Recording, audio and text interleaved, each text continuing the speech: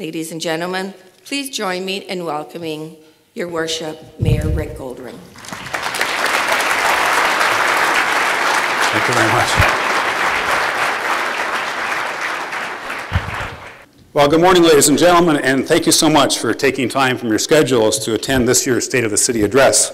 This is my third address, and it's something I've been looking forward to for some time. This year's State of the City Address is a time to review our performance and share our upcoming priorities and opportunities. It is a measurable and transparent scorecard which reflects three core values that are important to this council: strong governance, accountability, and community aspirations. This morning's address is divided into three areas. We're going to take a look at 2012, we're going to look ahead for 2013, and then the long-term vision for the future. As we all know, the global economy remains seriously challenged. With escalating debt levels and an uncertain economic horizon, governments around the world at all levels are challenged in maintaining highly valued, if not essential, services despite an ever-straining tax base. Burlington is not immune to these headwinds. But as we also know, Canada has to date been able to weather through these difficult times much better than most countries. With our location, our talent, our creativity, we have forged a road ahead on our own terms, accomplishing impressive wins for our community.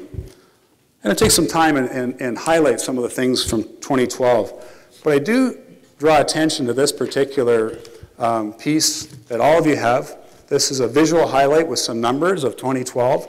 And I also want to encourage you to go to the city website, which will be up today, an even more extensive piece on the highlights of 2012. And it really is an amazing website, or amazing piece to our website that our staff have put together. So I do want to recognize the staff from the city manager's office, my office, along with the communications department, for the tremendous hard work they put into this. We had this idea back in about middle of December, and they put it together in a very, very short period of time. So thank you so much to everybody involved in that, to really enhancing the Mayor's State of the City Address. In 2012, our economy continued to grow. 680 new full-time jobs and 220 new businesses were created. Our unemployment rate stays at about 6%, which remains lower than the provincial average of 7.8%. Last year, Burlington issued over 2,000 building permits, having a construction value of $425 million. The office vacancy rate has fallen to about 10.5% from significantly higher levels only a few years ago, and more businesses are either coming or expanding in Burlington, as our industrial vacancy rate is down to 5.5%, which is a relatively low mark. Somebody's phone. I'm pleased to advise that the redevelopment of Joseph Brant Memorial Hospital is on track. And there's a special event happening later today at the hospital where they'll be announcing a name change as well as a big donation.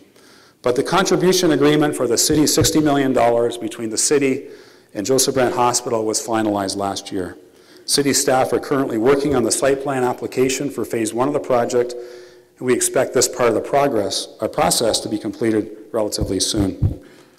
I'm also exceptionally pleased to advise that meaningful progress has been made on this project called the Brant Street Pier in 2012 that you might have heard of. Work has continued this winter. It's staggering. Work is going on this week, actually, in this weather. And staff, this is their words, staff expect the ribbon to be cut in June.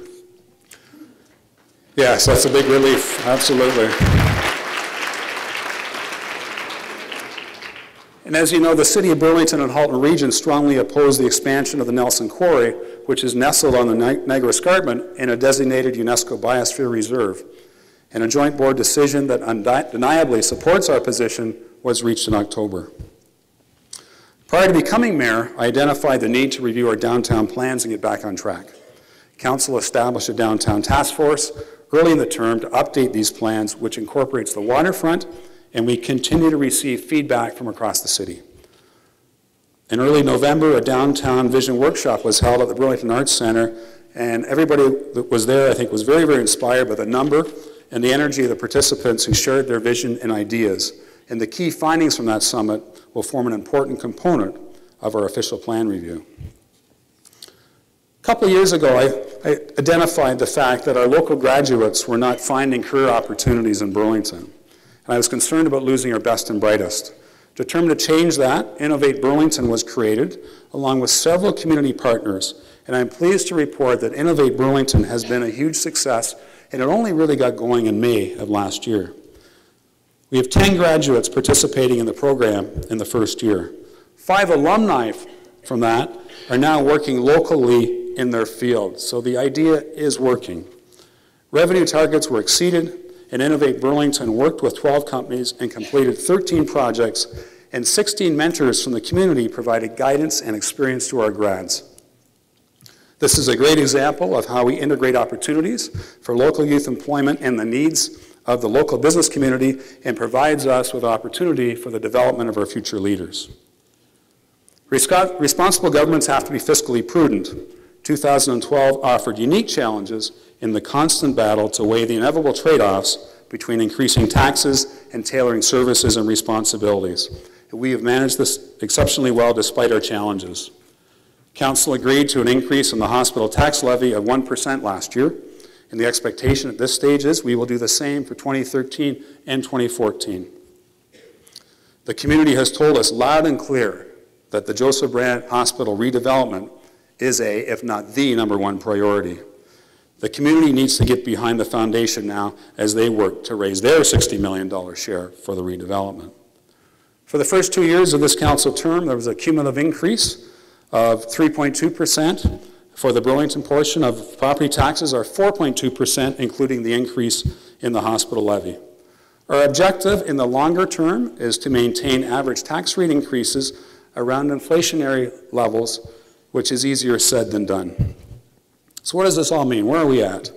Well, you never heard me talk about this before. Money Sense magazine named Burlington the GTA's #1 city and the 2nd best city to live in Canada, as well as the 8th best city for jobs, 2nd best city to raise a family, and the 7th best city to retire in.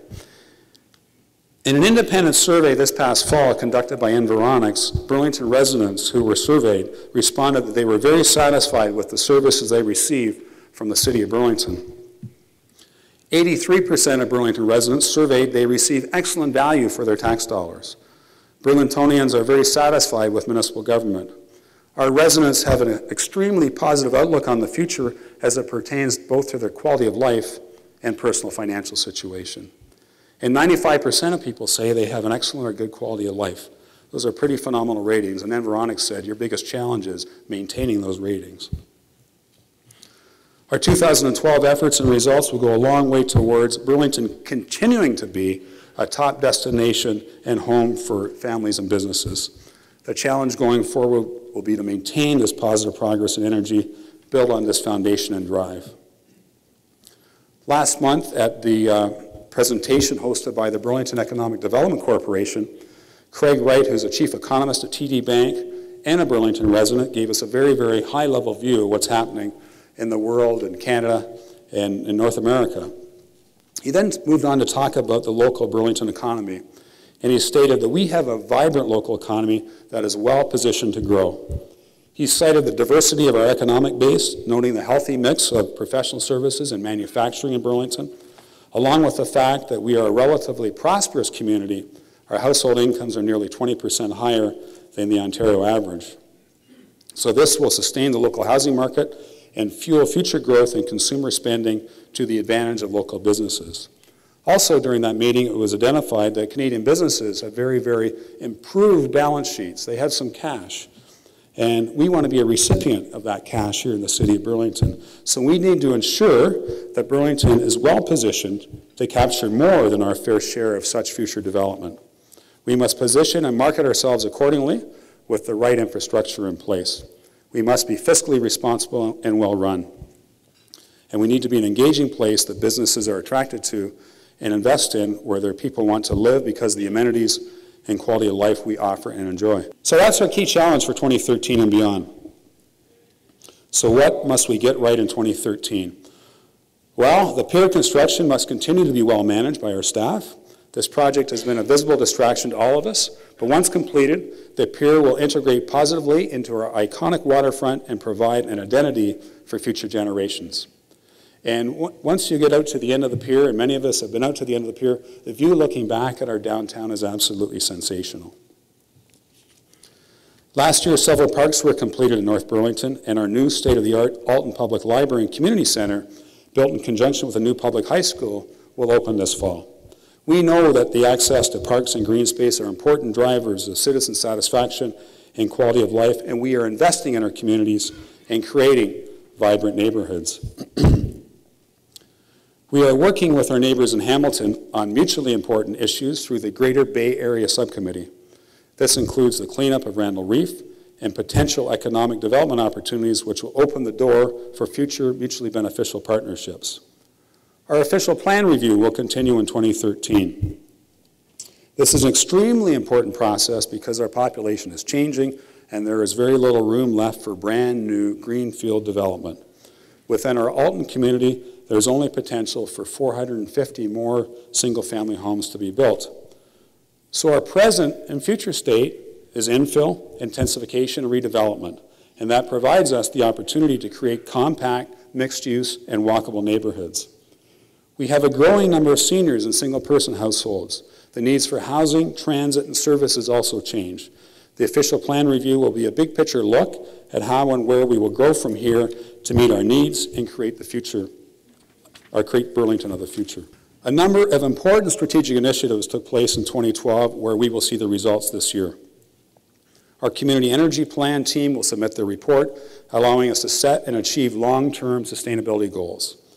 And together with Halton Region, we are working towards the development of the Beachway Park Master Plan with recommended actions in 2013. Late last year, the province advised us that they will be addressing transportation challenges in the Halton, Hamilton, Niagara regions by widening existing highways and not building a brand new Niagara GTA highway through North Burlington, at least for now. The details will be announced in February. But I suggest that widened highways will not address the issue long term. Commute times in the GTA are some of the longest in North America. We need the province to aggressively support the big move plan of Metrolinx, which requires $50 billion of funding, of which only $16 billion is available.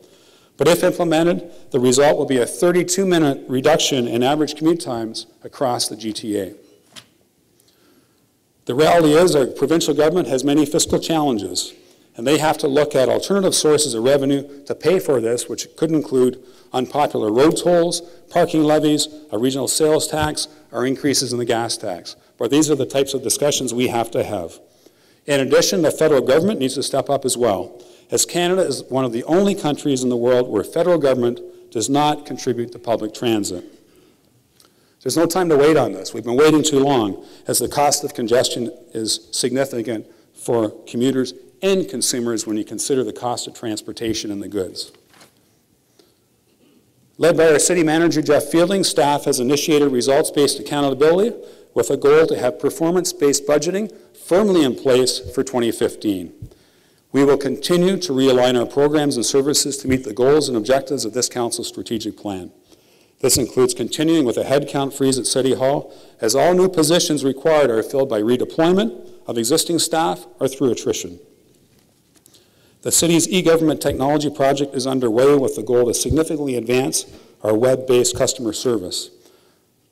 But one of the key priorities, if not the key priority for 2013, will be on the shoulders of the Burlington Economic Development Corporation.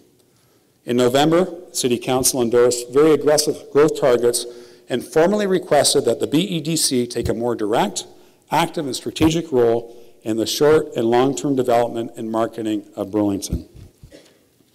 While the city's employment lands are valuable strategic assets, we don't have a whole abundance of them. We must take a proactive and targeted approach to preserve and optimize our employment land inventory to yield higher tax contributions, bringing in more proportionately revenue, making us less reliant on residential property taxes.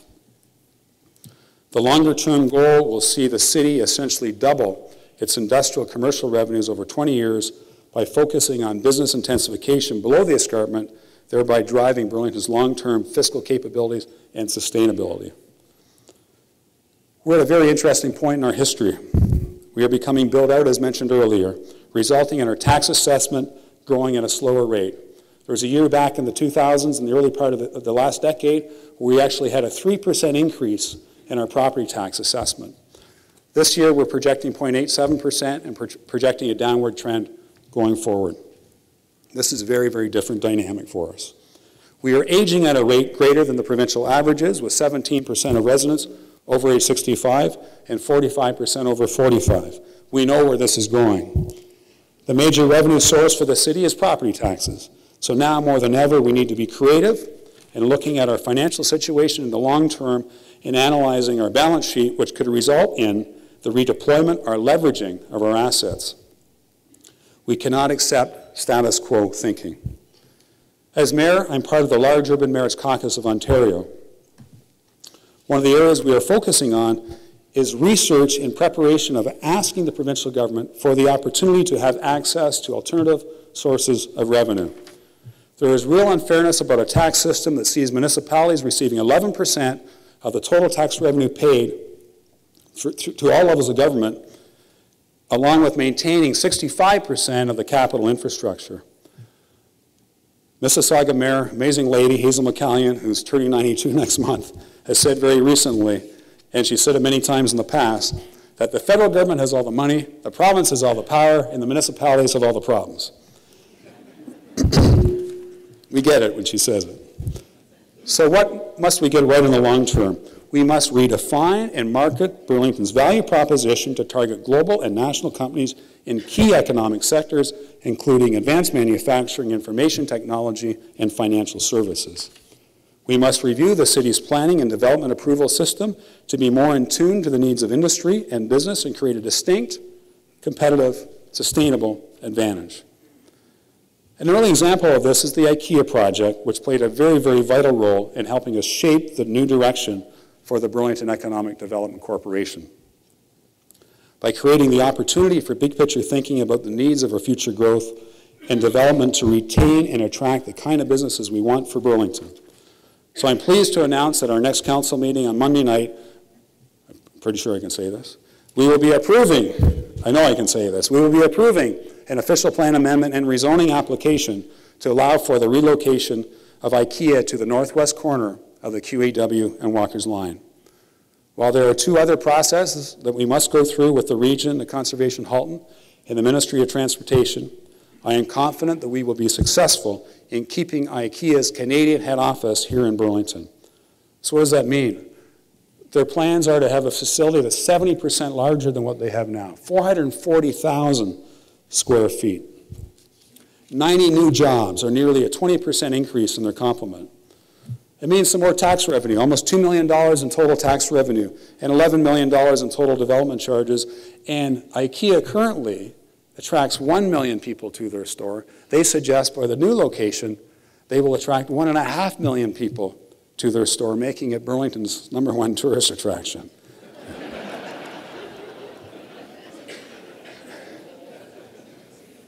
But IKEA has become the catalyst for unlocking the development potential of the North Service Road. Developing the area of the North Service Road between Guelph Line and Appleby Line is the starting point for turning the QEW employment lands into Burlington's prosperity corridor. Our vision is to launch a cycle of reinvestment that will see high-profile sites fill the QEW corridor with new office buildings that will house companies and create high-quality jobs that mirror the skills of our residents. Burlington Economic Development Corporation will become an order maker, not an order taker. And this will be our opportunity to leverage our investment in the DeGroote School of Business on the South Service Road within the Prosperity Corridor. This will be a significant development, the whole Prosperity Corridor, with over 2 million square feet of new industrial office development projects, which will accommodate over 6,000 new high-value jobs. Another element in the development of our employment lands to create jobs and prosperity for the city is the redevelopment of the King Road Underpass, also known as the Big Push. At least it was known as that on Thanksgiving weekend. It was quite the engineering feat. They shut down the tracks for a couple days, and they inserted this tunnel into this hole they created as an underpass. It's the first time or second time it's been done in Canada. It really is an example of the significant engineering accomplishment that marks the kind of strategic and innovative investments that will continue to take us into the 22nd century. But this will help us open up the employment lands between Waterdown Road and King Road south of the 403. So our goal going forward collectively for the whole city is to build over 900,000 square feet of new industrial commercial facilities every year, which will generate increases in tax revenue of $600,000. And our goal is to create over 1,500 jobs on average per year until 2031, which is 29,000 new jobs for the citizens of Burlington, which will increase the opportunity for more residents to not only live in Burlington, but work here as well, improving their quality of life. But our era of automatic pilot growth and new construction is over. We are out of land for large new residential subdivisions, and our supply of industrial commercial land is also constrained. So I repeat the earlier question, what must we get right in 2013 and beyond? Well, we all know the Wayne Gretzky hockey quote, right? You go to where the puck is, not or where the puck is going to be, not where it is. We have to look at things in the same way. We've got to stay ahead, and we got to anticipate, we got to shape our future, and then act ahead of, smarter, and better than others. If civic administration was merely the fiscal administration execution of specific services, this would be very, very simple and clear. But I propose that civic leadership is much more than that. As stewards for our community, we must harness and galvanize the energies and desires of our people, community groups, and business to make sure that Burlington is the choice where people want to dream, live, enjoy, work, raise their family, and invest now and in the future. To do this, we have to dare to create a clear, unified vision designed and executed by all stakeholders, and then drive to put and maintain Burlington on the map of top-tier communities. We have to envision and create our future on our own terms. 2 months ago, I arranged for an Inspire Burlington Defining Our Dream workshop for 35 community leaders, including representatives from council, business, media, education, community groups, faith, sports, arts, culture, healthcare, youth, and environmental advocacy to define a dream for the city of Burlington. The objective of the 2-day workshop was to define an exciting future, our dream, that we can all aspire to, work towards, and benefit from. The 2 days were both invigorating and exhausting. The depth of people's passion for Burlington was substantive and authentic. There were 3 major themes that came out of the workshop. Burlington is a compassionate, connected community. This is evidenced by the work of our social agencies, faith communities, and service clubs that reach out to those in need, including the 17,000 people in Burlington living below the poverty line. There is a tremendous connection with our natural environment. In fact, the terms iconic natural identity, jewel on the lake, and sense of place were used. And while the Niagara Escarpment is not unique to Burlington, you would think it is the way people talk about it.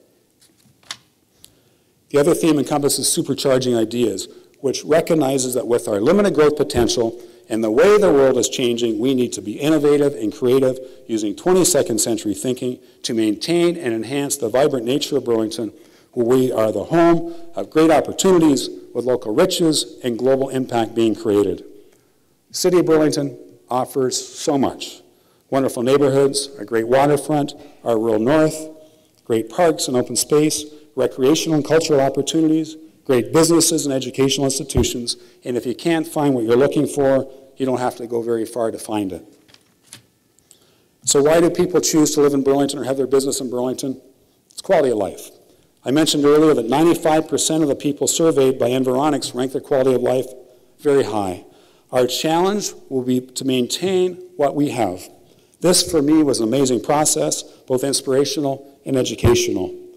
For all of us as a collective, it solidified the direction of our strategic plan and reinforced the work we have begun at the city. I believe ultimately that the information gleaned during this process can become a blueprint for all of our stakeholders and partners to use in planning for their futures. It can give us an intelligent, pragmatic, and sustainable competitive advantage and serve as our legacy to future generations. As a community, we must shape and drive our future together. So what do I want you to take away from today? Be positive. Burlington's in good shape. Council is committed to keep Burlington as a thriving, prosperous, inclusive community through strong fiscal management, innovation, and partnerships. Be open to change. We have a meaningful strategic plan in place with a focused council and a staff that understands the city's priorities. We will continue to look at how we engage the community as we work through the change that is taking place. The City of Burlington is focusing on improving customer service, improving productivity through technology, and decision-making through teamwork, and performance-based measurement. We will overcome challenges and continue to position ourselves as the community of choice for residents and business because of our strengths, amenities, and quality of life, and we will not take anything for granted. So what makes me optimistic about the future?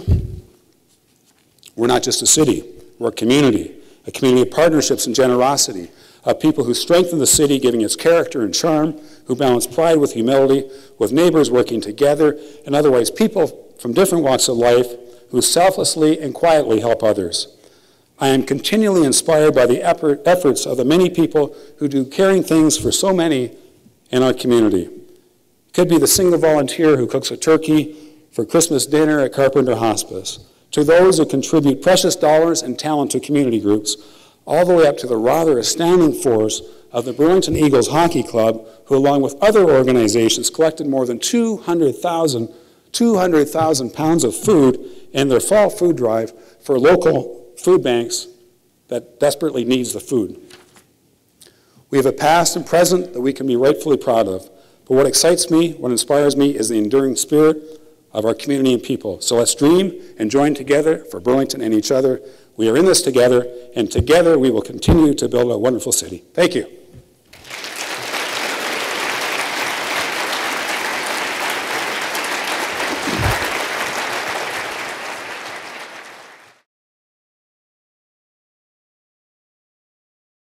I was very pleased to hear him focus on economic development here in Burlington.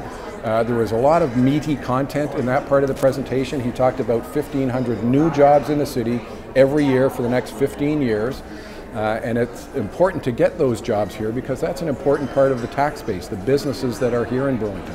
So a refocus with our economic development people on attracting new businesses to Burlington is really important to the growth of the city. So I was very pleased to hear the mayor talk about that in a very concentrated, focused way. You know what, there's a lot of opportunity in Burlington to live and work. I did my MBA at McMaster University and I got a taste of what the city has to offer. And now living and working in Burlington, it's just, I love it. I love it. There's an opportunity to be a big fish in a medium-sized pond, I would say, and you see the same people and you grow your network, and there's a lot of opportunity. I'm very excited about the redevelopment of our hospital, and we're very fortunate to have the support of the City of Burlington in committing $60 million to our redevelopment project.